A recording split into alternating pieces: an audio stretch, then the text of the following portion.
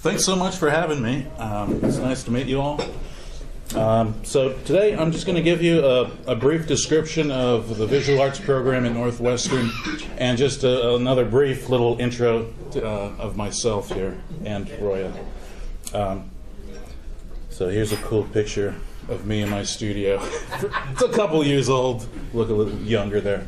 But I am an artist. I've drawn and painted my whole life. It runs through my blood. It's what my passion is, art.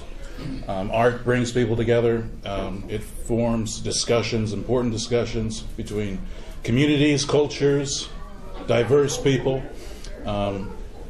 So I was born and raised in Sacramento, California, a very diverse atmosphere there. Actually, one of the most diverse populations in the U.S., if you can believe that. So I studied at Sacramento State University, California. I got my BA. I actually double majored in English and art, and then went on to get my master's in fine art from Sac State as well. And then finally branched out a bit because I was born and raised in Sacramento. I thought I needed a new perspective on things. I went to Boston University between 2010 and 2012, and that's where I had the pleasure to meet Roeya. She was my classmate, actually, at BU.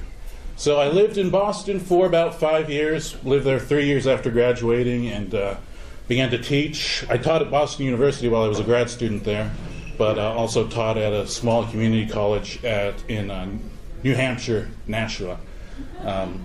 So then I actually was the artist in residence here in 2014 and got to know and really appreciate the landscape here in Alva.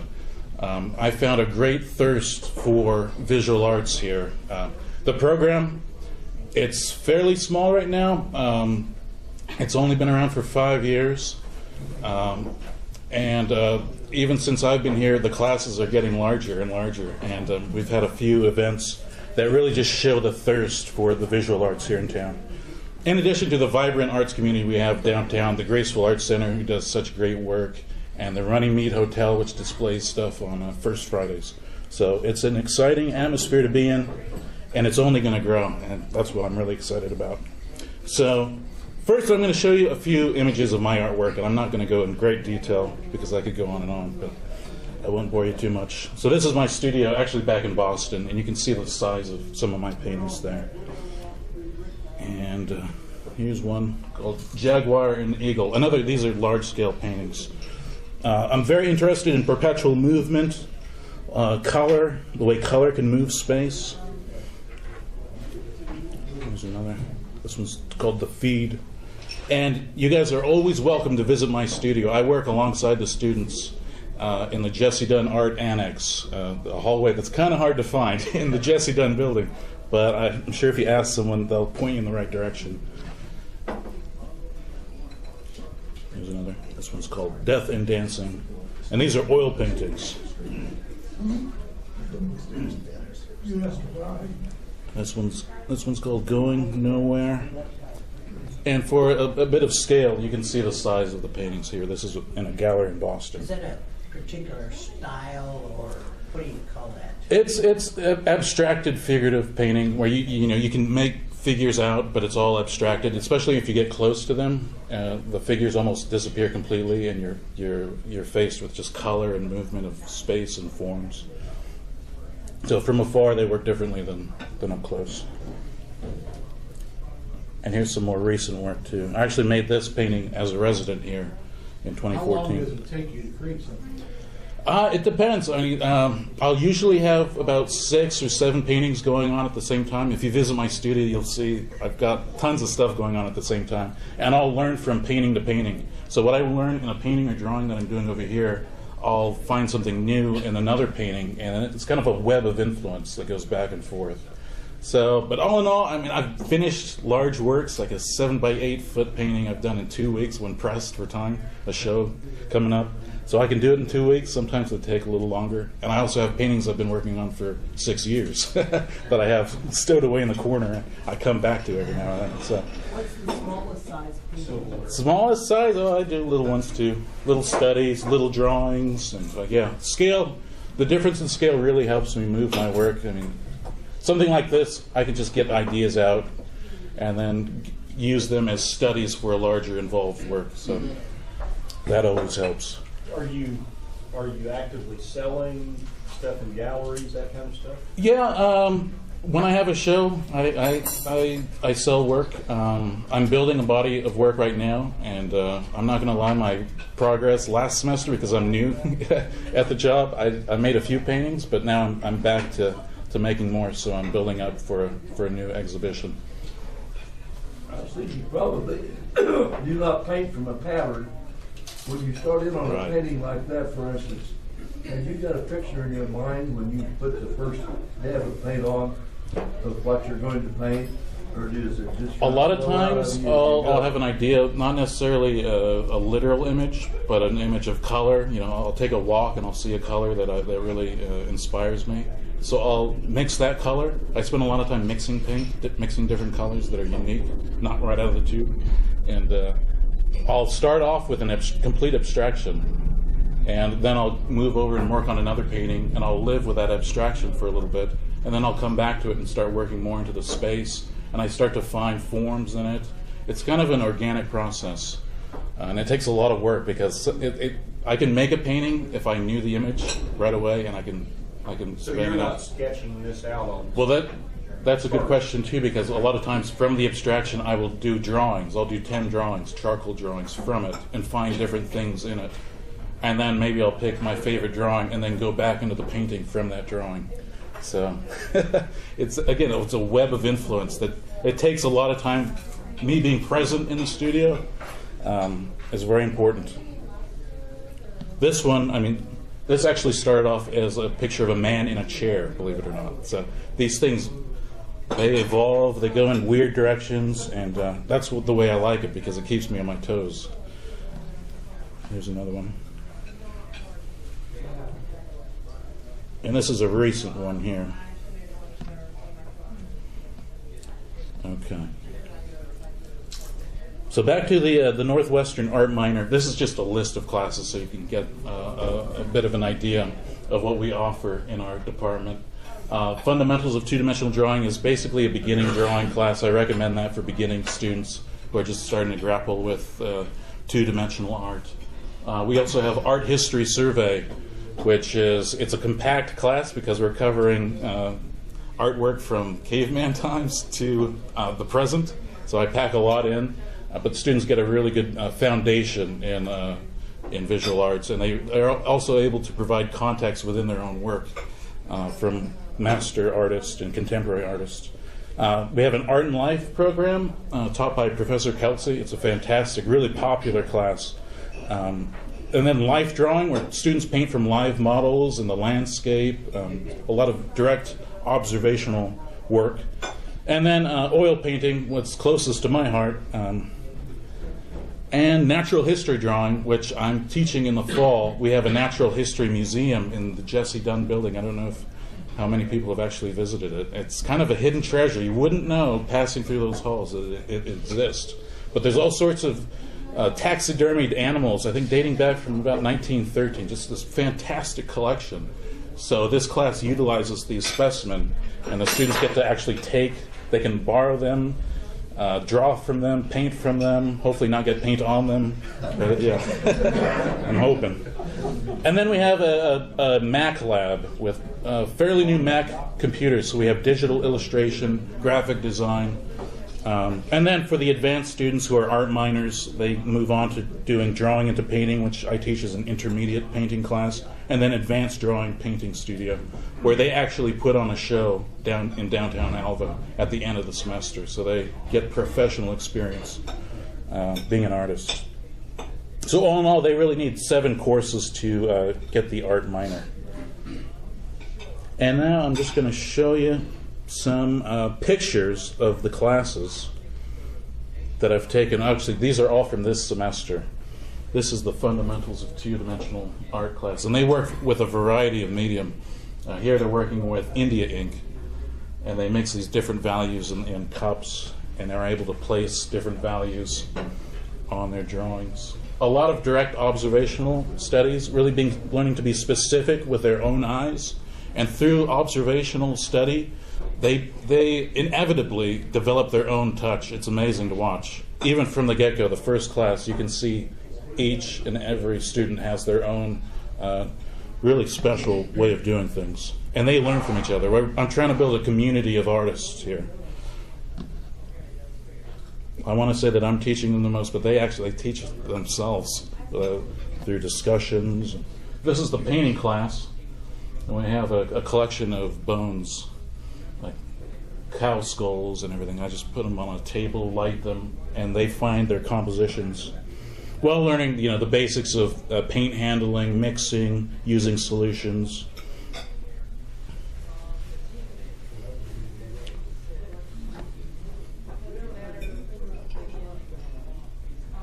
About how many students do you have enrolled in the minor? It's about, right now I think I have about 30 art minors, somewhere around there.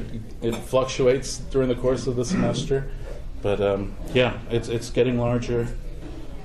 The classes, even just from last semester, I mean, the painting class last semester had a few students. Now I have 11, which is a good size. It's actually a perfect size for a class. Word of mouth, Kyle, your charisma is spreading. Oh, yeah. That's right. And I really try to have an open studio situation. I leave the door open for them, and students take me up on it. They come in at night, they paint, they draw. Some of the dorm situations, they have tiny rooms that they share with other students. So being able to spread out and do their artwork in a large environment where they can kind of make a mess, not too much of a mess hopefully, but it's really important for them. And I'm there working at night too. I have an open studio policy for my students where they can come in, see what I'm doing at any time of the day, ask me questions, and then the same for our artist in resident. Roeya keeps her door open and is nice enough to talk to the students. In the lab, as far as like,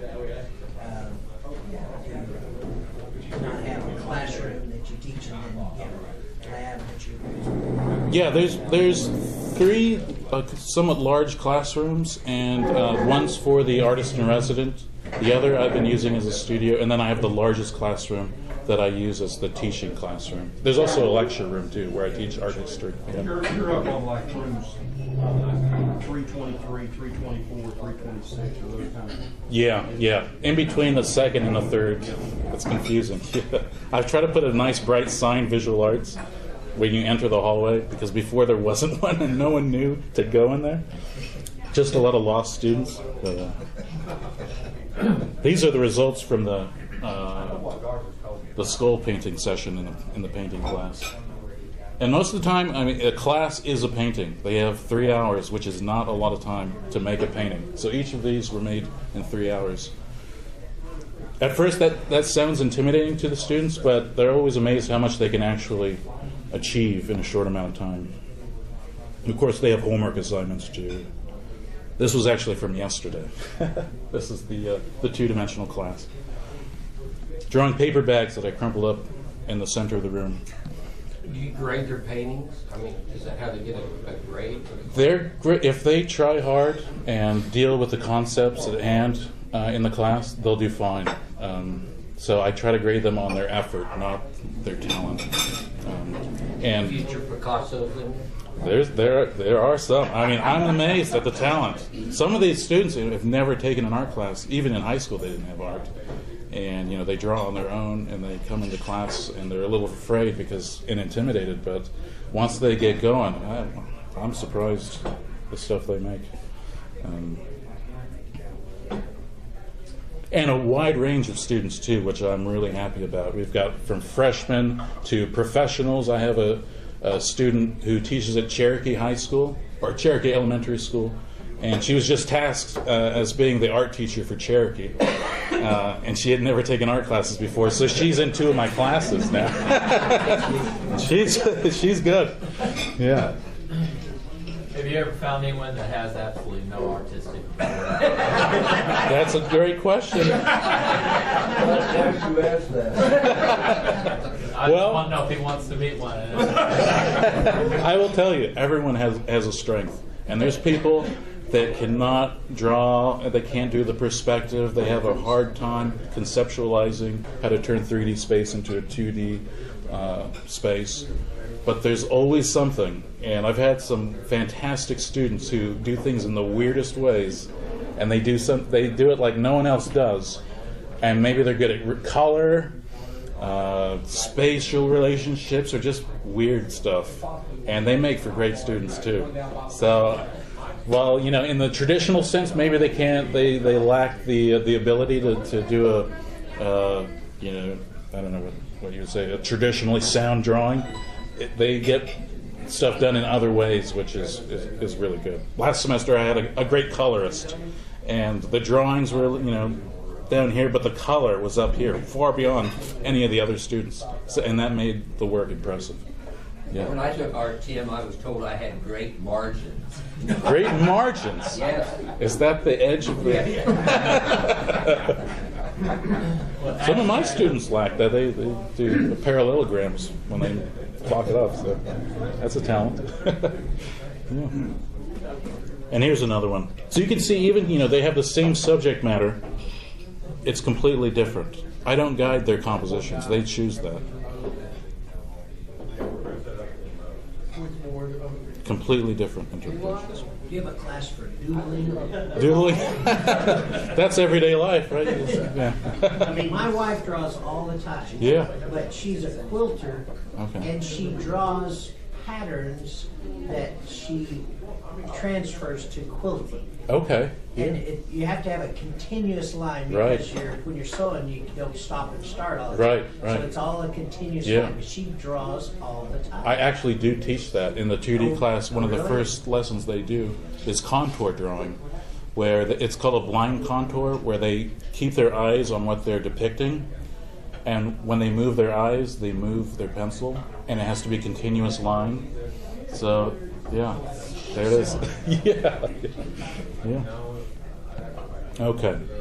So that's the art program, but a big portion of this art program is the Artist in Residence program, which I love, and I benefited from myself when I was here in 2014.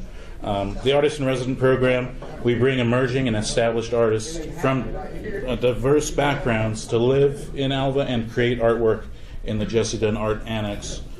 They work alongside the students. They have open door policies. They visit the classes. They give students feedback on their work. And then they have culminating exhibitions at the Runnymede Hotel and at the Graceful Arts Center. So they really get embedded in the community really fast. And students see firsthand the dedication, the time that it takes to be an artist. They really get a lot from it. So I've been really, really happy. Last semester we had a fantastic artist in residence, Jackie Feng. She also graduated from Boston University. So you might see a lot of people from Boston University. I have a lot of connections there. But Jackie just graduated last year from Boston University and was kind enough to come here. She's living in LA now, a full-time artist, and she's fantastic. Living in where? LA. Yeah, yeah.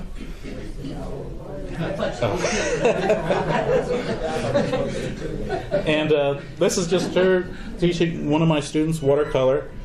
So from the small scale to large scale, we had a watercolor workshop last semester, which, boy, even though my class sizes were small last semester, this workshop really showed the interest in the arts. We had over 30 people in this room, and it was crowded.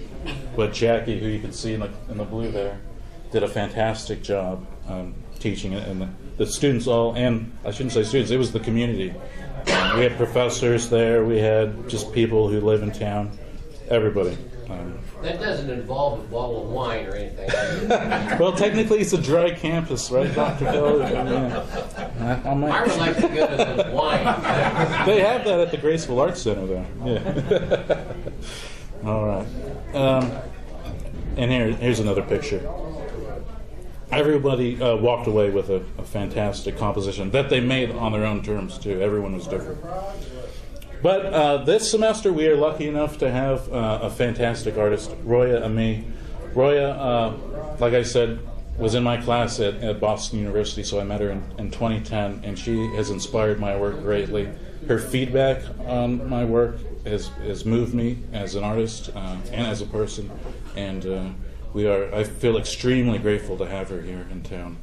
So I'm going to introduce Roeya to you, and she'll tell you a little about her work and her time here in Alva.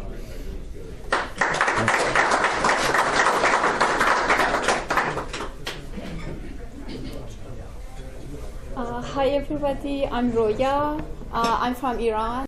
I moved to the States 2010, so it's been 6 years.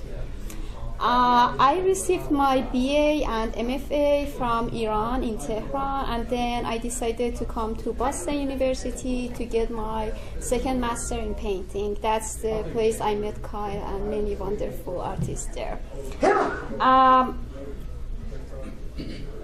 After my graduation, so I graduated 2012. I worked in Harvard University as a researcher for 1 year, and then I worked in Johns Hopkins as an image developer for another year. But I decided to dedicate all my time just for the art, my studio practice. So I moved to different places. I went to the different residencies, and I'm so lucky to be here, and I'm very grateful to be here actually. I worked with very inexpensive material like thread and paper, sometimes rice paper, Japanese paper, but mostly tracing paper. These are just a small work I made recently, and I have them in my studio here, so you are very welcome to come and visit me anytime. Yeah, this is one of my installation, my site-specific installation. I made it in New York. I live in Boston and New York, actually. And this is just a small detail of that. This work called Collision Response. I showed this work in Katana Museum of Art in New York. Here is a detail of that. This work called Army of Me, and it's bigger than this wall. It was enormous work. And here is a detail. I have to say I'm very impressed by the Northwestern Art Minor program here. It's a small program, but it's very diverse. I could see students from different areas, different countries like Nigeria, like Canada, from different parts of America. And as a foreign, well, I was a foreign student here too, so I was very happy to see it here in Alva. So it's really diverse, and I know as a foreign student, it's very important to treat students in the classroom equally, and so I'm seeing here Kyle, he treats them equally, and I'm sure they all feel equally valued in the classroom. They are really comfortable, and I have to say Kyle is very passionate about program, and he tries to bring creativity. And I think you are creating a good community, good artist community here, really good forward thinkers, I would say. Yeah, and everybody is really helpful in this program. When I got here, I met Dr. Bell, and he told me if I need anything, I should just let him know, and they're gonna make everything easy for me here to work, to be able to participate in this program. I'm going to I'm participating in a different workshop here, classes, going to the classes, talking to students. I try to have a conversation, and I enjoy actually accompanying them with their process, seeing their progress in the work, and I'm seeing it. I've been here, I think it's almost 3 weeks, and already I'm seeing a big progress in the student work by what the program does, the professors. I'm very pleased to be here. You said thread art, there's thread? Thread, yes. Now, do you perforate the paper with like a needle and thread? No, it's all glued on? It's all glue. Yes, okay. Correct, yeah. Please. When we see the figures of people in there, are those formed by thread then? Or yes, they are all formed by thread. Yes, thread. yeah. Those imagery actually it came from Persian miniature.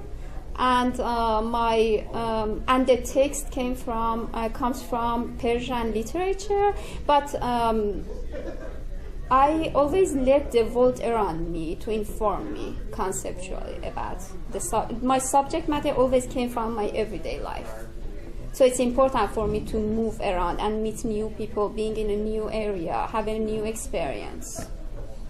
Have you been here long enough to ascertain whether or not there's any difference between this area and the Boston area as far as? Well, I could see the difference between the landscape. Our metro area is about the same as Boston, right? Roughly. Well,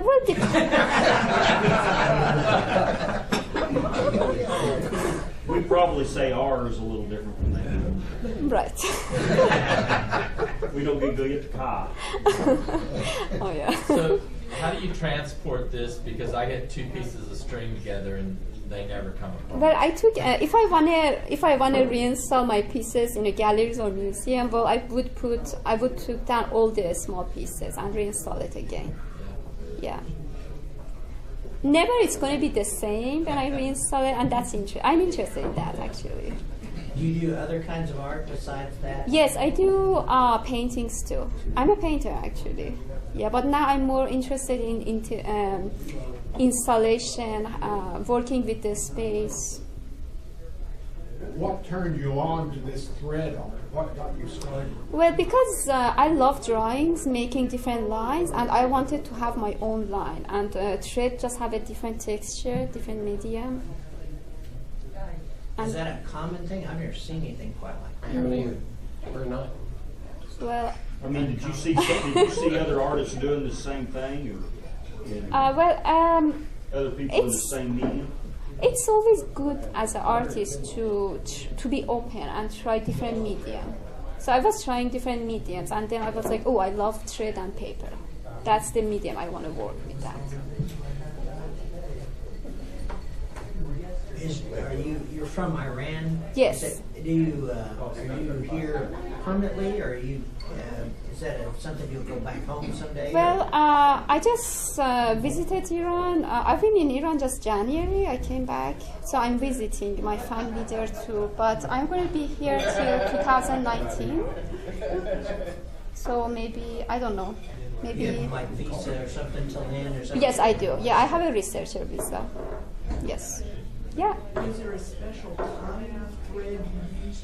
Different kind of thread, because some thread they are thinner, some are thicker, some they have a wavy line, some they have just a straight lines. I'm using different thread, and I buy my materials in. Sometimes the last time I got it from Walgreens. Yeah, I got my thread from Walgreens. But I like inexpensive materials, I think, but I like to use it in a special way. I'm not interested I'm not really interested in expensive material. I want to make them expensive. I want to make them valuable. Ida works with thread also. She does. It's got sticks or something. I do crochet.